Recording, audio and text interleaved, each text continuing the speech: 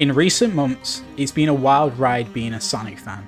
Ever since the release of 2017's Sonic Forces, the last mainline Sonic game developed by Sonic Team, Fanbase has been further split into three quarters: Classic, Adventure / Dark Age, and Modern fans. This has been a mess, and while blame can be put on Sega for the split, it also goes towards the fanbase itself. Discussion that has led to tribal antics started after Sonic Central took place, where Sonic Colors Ultimate and Project Sonic 2022 was revealed. While there are genuine problems that need to be addressed, the way that the community has handled its faults has been messy at best to downright childish at worst. This video, I want to give my personal opinions on the topic and how the fanbase should operate in the future. So, let's begin. Ever since the reveal of Sonic Colors Ultimate, there's been a two-sided argument on if the game will be a good remaster. While there are still issues that need to be addressed, a lot of negativity has been plastered on the port. A lot of comparisons have made towards the popular Nintendo emulator, Dolphin. This emulator has been used to trash the 2021 remaster.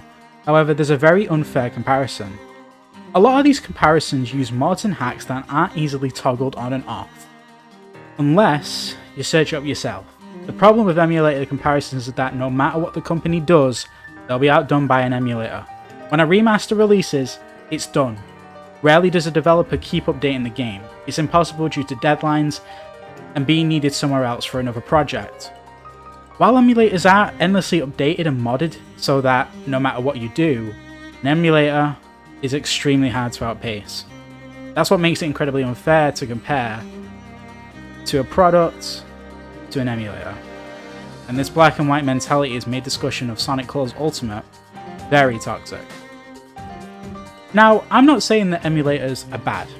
Far from it, they're a great way to preserve video game history as well as games that aren't really obtained that easily. However, if you condone it, you get sniped by either Nintendo or anybody else. Thankfully, Sega is lenient on the whole topic. However, a lot of the fanbase doesn't understand the behind the scenes of video game development.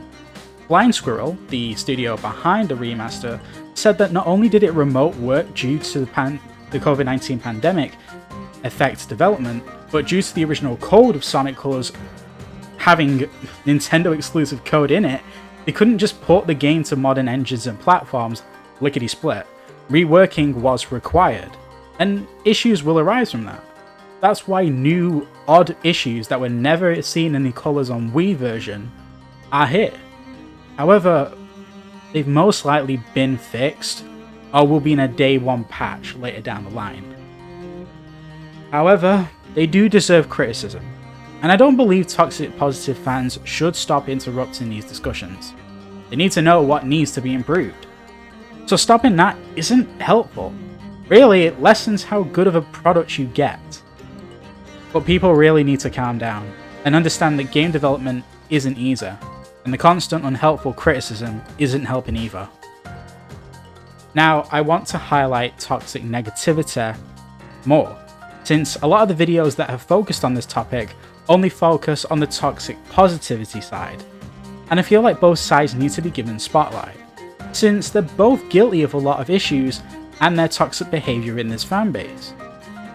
But I want you to know that toxic positive fans are real and they deserve to be called out. I don't want the side of the argument that isn't talked about nearly as much.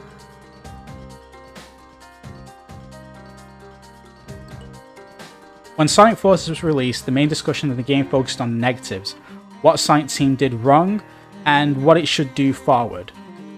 Back then, it was a bit messy, but I'd argue it's increased in toxicity now. Users on Twitter have talked about the 2010s and Sonic Forces, and positive discussions have raised from it, highlighting what the game did right, like graphics, UI design, and more.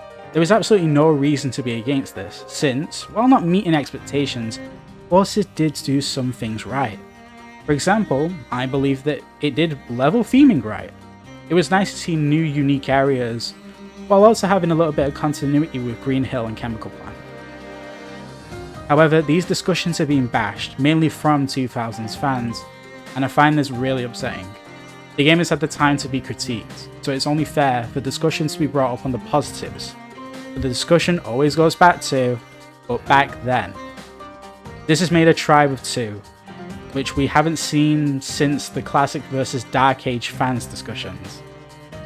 I always see fans complain saying we can't give our own opinions anymore, which I find quite ridiculous. The discussion on what Forces did wrong has been done to death, to the point of insulting the developers at Sonic Team. I can absolutely understand if fans are tired of this, and they just want to play the games, like them, and not be trashed about it. The fans that grew up with the Dark Age Sonic games, they were trashed as well, and I do show sympathy for that. However, those same fans who felt like that are doing the same thing to newer fans, and it's childish. I'm going to be completely honest, and blunt. People are getting sick of negative opinions because they've been done to death. It's been the same thing over and over, so it's understandable that people will push back. Now, I don't agree with the name calling from positive toxic fans. It's absolutely wrong. But you can't keep bringing up the same opinions that others have talked about to death. The discussion just doesn't go anywhere. And I believe that 2010's fans had gotten sick of it, and that's why more appreciation has come out of this era of games, especially now. Like, if you were showing your love for Sonic Unleashed, and someone came into the discussion out of nowhere and completely trashed the game, you'd get sick of it. Well, the same has happened with 2010 fans who talked about what they liked about Forces. Some people just want to talk about what they like about a game and have it be that.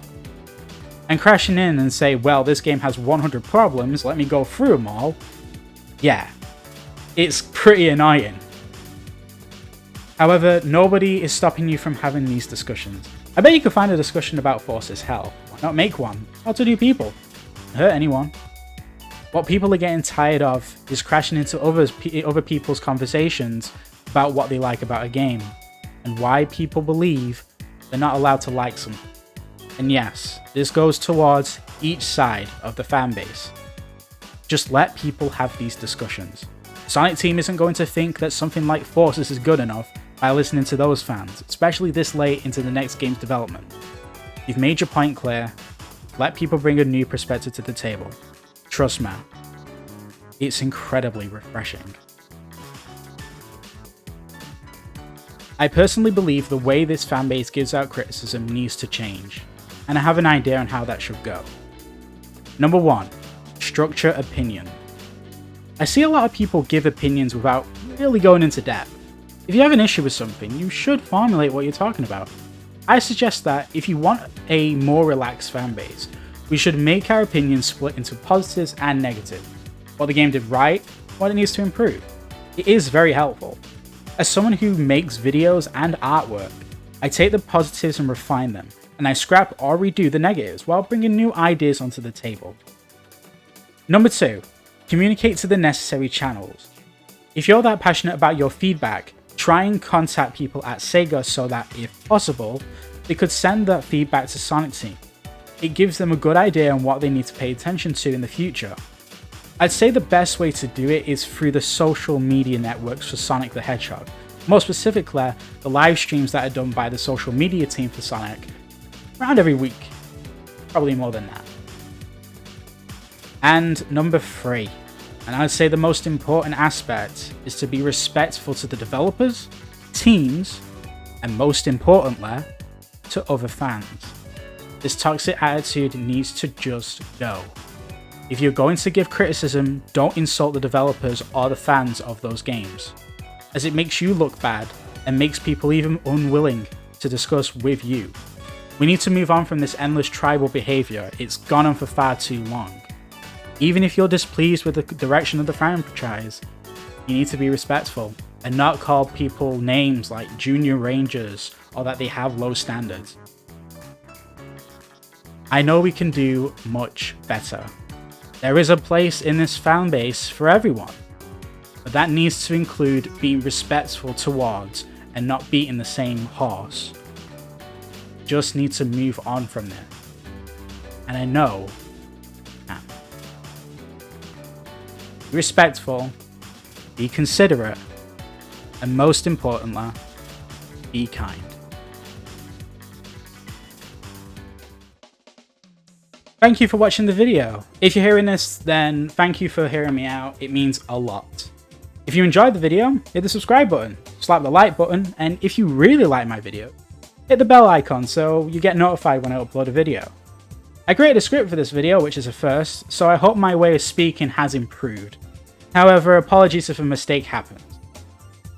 I had quite a bit to talk about in this video. However, if there is something that you disagree with, comment below and I'll be happy to discuss. If it's respectful. That's the thing you gotta remember. But that concludes today's video. I hope you have a fantastic rest of your day. See you later.